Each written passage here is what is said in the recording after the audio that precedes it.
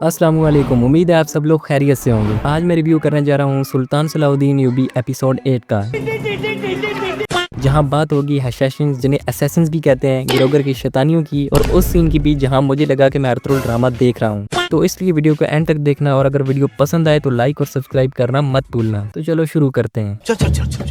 Episode के start में एक काफी इंटरेस्टिंग जंग चल रही होती है और ग्रोगर की तो वाट लगी होती है। भाई का पूरा मर्दानगी का प्रोग्राम तो बढ़ चुका होता है। इतना बड़ा बुत लेकर भी सलाउद्दीन को नहीं हरा पाया और इस जंग को देखते हुए मुझे एक भाई साहब का कमेंट याद आ गया, जो पिछले रिव्यू में कह रहे थे कि सलाउद्दीन टर्बन के बिना छोटा बच्चा लगता है। भाई ने वाकई दिल की बात कह दी। जब सलाउद्दीन टर्बन पहनते हैं तो उनका रौब फील होता है और उनकी हाइट भी बड़ी फील होती है, लेकिन जब से टर्बन उतारी है और ये नया ड्रेस पहना है तो वो थोड़े बच्चे बच्चे फील होने लगे। वैसे ये मेरा ओपिनियन है, जैसे उन भाई साहब का है, क्योंकि कुछ लोग हेट कमेंट्स करना शुरू कर देते हैं, सलाउद्दीन टर्बन के बिना बच्चा नहीं लगता, सलाउद्दीन तो टर्बन के बगैर बड़ा प्यारा गोलू मोलू क्यूटू लगता है। खैर टॉपिक पे वापस चलते हैं। ग्रोगर सलाउद्दीन को तो हरा ही नहीं सका। जाहिर सी बात है, जंग तो उमर मुल्ला के आने की वजह से रुक गई थी, लेकिन ग्रोगर के हालात देखकर लग रहा था कि अगर जंग ना रुकवाई जाती तो भाई तो वैसे ही हार जाता। और जैसे ही उमर मुल्ला और बाल्डविन 3 जंग रुकवा लेते हैं तो ग्रोगर भाई तो शौकियां ही मारना शुरू कर देते हैं, क्योंकि उसे भी पता होता है जंग तो वैसे भी रुकने वाली है, तो चलो अपने नंबर्स बना लेता हूँ। खुद को एकदम थैनोस का अब्बू समझने लग गया।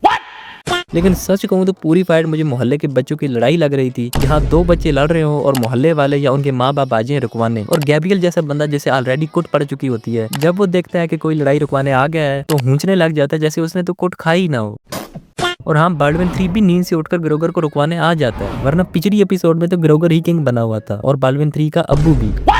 खैर इस एपिसोड में मेरा, आपका और हम सब का फेवरेट कारातगिन भी आ जाता है। अब सैडली कारातगिन एक फिक्शनल कैरेक्टर है। कुछ लोग कह रहे हैं कि असल में तो कारातगिन किसी हिस्टोरिकल कैरेक्टर पर ही बेस्ड है, बस नेम वगैरह चेंज है और ऑफ कोर्स उसका रोल भी। लेकिन अगर वो किसी हिस्टोरिकल शख्सियत पर भी बेस्ड है तो भाई फिर भी उसे हिस्टोरिकल वे से नहीं दिखाया गया, इसलिए कारातगिन का कैरेक्टर क्लियरली ड्रामाटाइज्ड और फिक्शनल है, जिसे हम सबको हंसाने के लिए ऐड किया गया है। वैसे कारातगिन की एंट्री क्या ही एंट्री थी, आते ही अपने सिपाहियों को मार दिया, और जब इस्मत खातून ने वजह पूछी तो कह दिया जो सिपाही मेरे भाई को नहीं बचा पाए उनको मर ही जाना चाहिए। लेकिन अगर इस लॉजिक से देखा जाए तो इस्मत खातून भी तो नहीं बचा पाई थी, तो भाई उसे क्यों छोड़ दिया? बात तो सही है।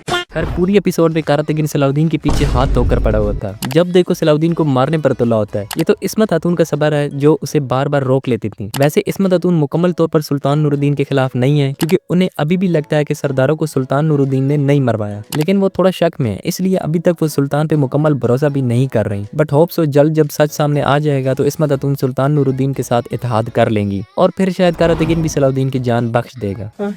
खैर इस पूरी एपिसोड में असैसिन्स तो छाए रहे, और ये वाला टॉपिक मेरा पर्सनल फेवरेट है, क्योंकि जो असैसिन मेरी डीपी में आपको नजर आ रहा है वो असैसिन्स पर ही बेस्ड है, लेकिन टोटली डिफरेंट वे में। जो रियल असैसिन्स है जिन्हें सलाउद्दीन सीरीज में दिखाया गया है वो बुरे थे, कत्ल और गारत करते थे, लेकिन जो गेम असैसिन्स दिखाए गए हैं वो जस्टिस और रिवेंज के लिए लड़ते थे, और गेम में जो असैसिन्स है वो थोड़ा फिक्शनल तरीके में दिखाए जाते हैं। खैर अब सलाउद्दीन ने भी क्या दिमाग लगाया, सिर्फ एक खंजर देकर समझ गए कि जितने भी हमले हो रहे हैं वो असैसिन्स करवा रहे हैं, मतलब फिदाई। और ड्रामा में बताया गया कि इनका लीडर है मलिकुल जिबाल। ड्रामा में पहले ही शोला जवान कुर्तोगलू जैसे कैरेक्टर डायरेक्टर ने घुसा दिए थे और अब तो नोयान भी आ गया।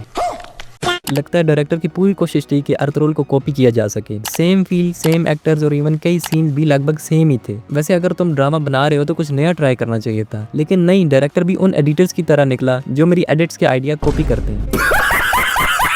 बाय द वे मलिकुल जिबाल का जो कॉन्सेप्ट दिखाया गया कि उसके पास खूबसूरत लड़कियां थीं और उसने एक जन्नत बनवाई हुई थी जिससे लोगों को गुमराह करता था, ये कॉन्सेप्ट असल में काफी मशहूर है और कहा जाता है कि ये आइडिया हसन बिन सबा के दौर का था, जो मलिकुल जिबाल से पहले असैसिन्स का लीडर था। मलिकुल जिबाल की हिस्ट्री में ऐसी जन्नत वाली बात का कोई क्लियर सबूत तो नहीं मिलता, लेकिन क्योंकि हसन बिन सबा भी असैसिन था और मलिकुल जिबाल से पहले असैसिन्स का लीडर था, तो अगर उसने ऐसी ट्रिक्स को यूज किया है तो मुमकिन है कि मलिकुल जिबाल ने भी ऐसी ट्रिक्स का यूज किया होगा। ओवरऑल ये सीन काफी अच्छे तरीके से दिखाया गया कि असैसिन्स कैसे लोगों को जन्नत दिखाकर अपनी तरफ माइल करते थे और फिर उनसे कत्ल गारत करवाते थे। फिर मलिकुल जिबाल सलाउद्दीन को पकड़ लेता है, लेकिन शायद मलिकुल जिबाल को रोस्टिंग करवाने का शौक चढ़ गया था, इसीलिए तो उसने सलाउद्दीन को कैदी बनवाया ताकि खुद को सलाउद्दीन के सामने एक मिनी गॉड बनाकर पेश करे। लेकिन सलाउद्दीन ने भी क्या मजेदार रिप्लाईज दिए। मलिकुल जिबाल का मुंह टेढ़ा मेढ़ा हो गया।